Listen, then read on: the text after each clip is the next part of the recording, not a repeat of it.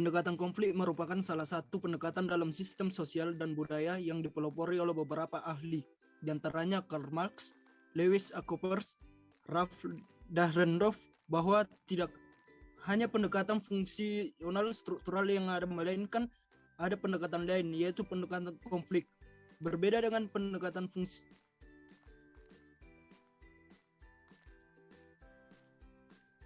struktural yang menekankan pada ketimpangan dan perubahan sosial. Menurut pendekatan ini, kelompok-kelompok yang ada dalam masyarakat terlibat dalam pertarungan terus-menerus atau endless konflik demi memperebutkan sumber daya yang langka. Selain itu, teori konflik adalah salah satu perspektif di dalam sosiologi yang memandang masyarakat sebagai satu sistem yang terdiri dari bagian atau komponen yang mempunyai kepentingan yang berbeda-beda, di mana komponen yang satu berusaha menaklukkan kepentingan yang lain guna memenuhi kepentingannya atau memperoleh keuntungan yang sebesar-besarnya. Pada dasarnya, pandangan teori konflik tentang masyarakat sebenarnya tidak banyak berbeda dengan pandangan teori fungsional struktural, sebab keduanya sama-sama memandang sebagai satu sistem yang terdiri dari bagian-bagian. Perbedaan antara teori konflik dan fungsionalisme struktural terletak pada asumsi yang berbeda-beda tentang elemen-elemen pembentuk masyarakat. Perbedaan antara teori konflik dan fungsionalisme struktural terletak pada asumsi yang berbeda-beda tentang elemen-elemen pembentuk masyarakat.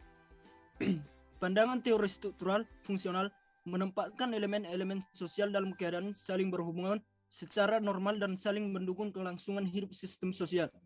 Sementara teori konflik sosial memandang antar elemen sosial memiliki kepentingan dan pandangan yang berbeda. Perbedaan kepentingan dan pandangan tersebutlah yang memicu terjadinya konflik yang berujung saling mengalahkan, melenyapkan, memusnahkan di antara elemen-elemen. Teori ini dipaparkan dalam rangka memahami dinamika yang terjadi di dalam masyarakat. Di dalam realitas masyarakat, konflik sebagai hal yang harus ada dan kehadirannya tidak dapat ditawar-tawar lagi. Adanya perbedaan kekuasaan dapat dipastikan menjadi sumber konflik dalam sebuah sistem sosial, terutama masyarakat yang kompleks dan heterogen. Tidak hanya itu, sumber daya yang langka, terutama sumber daya ekonomi, di dalam masyarakat akan membangkitkan kompetisi di antara pelaku ekonomi yang memperebutkan dan bukan mustahil berujung pada pertikaian akibat persoalan distribusi sumber daya tersebut dan yang tidak pernah merata. Kelompok-kelompok kepentingan yang berbeda dalam sistem sosial akan saling mengejar tujuan yang berbeda dan saling bersaing. Kondisi semacam ini dalam banyak kasus kerap menyebabkan terjadinya konflik terbuka, sebagaimana dinyatakan oleh Lockwood dalam Jonathan Turner bahwa kekuatan yang saling bersaing dalam mengejar kepentingannya masing-masing akan melahirkan mekanisme ketidakteraturan sosial. Next, asumsi dasar teori konflik. Pandangan pendekatan konflik berangkat pada anggapan sebagai berikut. Itu yang pertama, setiap masyarakat senantiasa berada di dalam proses perubahan yang tidak pernah berakhir, atau dengan perkataan lain, perubahan sosial merupakan gejala yang melekat di dalam setiap masyarakat. Kedua, setiap masyarakat mengandung konflik-konflik di dalam dirinya, atau dengan perkataan lain, konflik ialah gejala yang melekat di dalam setiap masyarakat.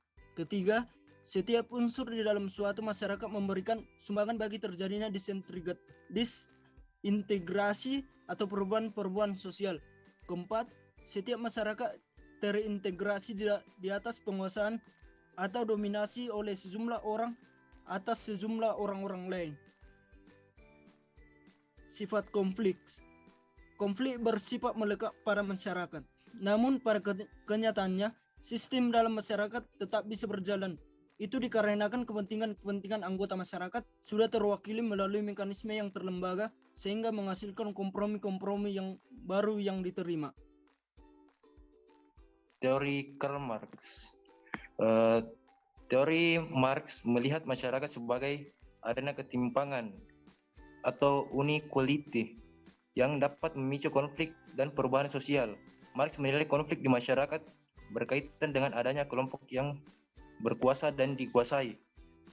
Karl Marx menjelaskan bahwa masyarakat pada abad ke-19 di Eropa terbagi menjadi dua kelas, yakni yang pertama bourgeois, merupakan nama khusus untuk para kapitalis dalam ekonomi modern.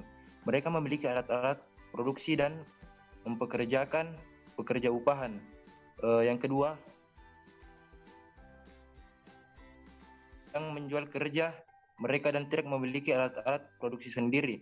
Pada awalnya teori dikembangkan oleh Marx ini. Baik, saya akan jelaskan mengenai teori konflik Lewis Althusser. Di mana Lewis Althusser ini menilai konflik memiliki fungsi positif jika bisa dikelola dan diekspresikan sewajarnya. Sosiologi konflik Lewis Althusser mempengaruhi sosiologi konflik pragmatis atau multidisipliner yang digunakan untuk mengelola konflik dalam perusahaan ataupun organisasi modern lainnya. Di mana teori konflik menurut Lewis Althusser ini memandang sistem sosial bersifat fungsional. Menurut Althusser, konflik tidak selalu memiliki sifat negatif. Konflik juga dapat mempererat hubungan antar individu dalam suatu kelompok. Althusser meyakini keberadaan konflik tidak harus bersifat disfungsional. Oleh karena itu, keberadaan konflik dapat memicu suatu bentuk interaksi dan memicu konsekuensi yang bersifat positif.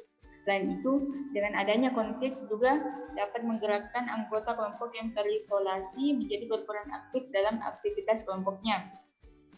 Kemudian, Althusser juga mengelompokkan konflik sosial menjadi dua jenis, yaitu konflik realistis dan non-realistis, di mana konflik realistis merupakan konflik yang berdasar dari kekecewaan individu maupun kelompok atas berbagai bentuk permasalahan dalam hubungan sosial. Kemudian konflik non-realistis lahir karena ada kebutuhan melepaskan ketegangan dari salah satu atau dua pihak yang berkonflik. Terima kasih. Selanjutnya saya akan menjelaskan tentang teori Ralph Dahrendorf. Menurut Ralph Dahrendorf, konflik hanya muncul melalui relasi-relasi sosial dalam sistem, maka itu konflik tidak memungkinkan melibatkan individu ataupun kelompok yang tidak terhubung dalam sistem. Bagi Dahrendorf, masyarakat memiliki dua wajah, yakni konflik dan konsensus. Dikenal dengan teori konflik dialektika. Dengan demikian, diusulkan agar teori sosiologi dibagi menjadi dua bagian, yakni teori konflik dan teori konsensus. Teori konflik harus menguji konflik, kepentingan, dan penggunaan kekerasan yang mengikat masyarakat, sedangkan teori konsensus harus menguji nilai integrasi dalam masyarakat. Bagi Ralph, masyarakat tidak akan ada tanpa konsensus dan konflik. Masyarakat disatukan oleh ketidakbebasan yang dipaksakan. Dengan demikian, posisi dalam masyarakat mendelegasikan kekuasaan dan otoritas terhadap posisi yang lain. Fakta kehidupan sosial ini yang mengarahkan Dahrendorf kepada tesis sentralnya bahwa perbedaan distribusi otoritas selalu menjadi faktor yang menentukan konflik sosial sistematis. Hubungan otoritas dan konflik sosial Ralph Dahrendorf berpendapat bahwa posisi yang ada dalam masyarakat memiliki otoritas atau kekuasaan dengan intensitas yang berbeda-beda. Otoritas tidak terletak dalam diri individu, tetapi dalam posisi sehingga tidak bersifat statis. Jadi, seseorang bisa saja berkuasa atau memiliki otoritas dalam lingkungan tertentu dan tidak mempunyai kekuasaan atau otoritas tertentu pada lingkungan lainnya. Sehingga seseorang yang berada dalam posisi subordinat dalam kelompok tertentu mungkin saja menempati posisi subordinat pada kelompok yang lain. Kekuasaan atau otoritas mengandung dua unsur, yaitu penguasa, orang yang berkuasa, dan orang yang dikuasai, atau dengan kata lain, atasan dan bawahan. Kelompok dibedakan atas 3 tipe antara lain. Yang pertama, kelompok semu, quasi group. Yang kedua, kelompok kepentingan, manifest. Dan yang terakhir, kelompok konflik. Kelompok semu adalah sejumlah pemegang posisi dengan kepentingan yang sama, tetapi belum menyadari keberadaannya.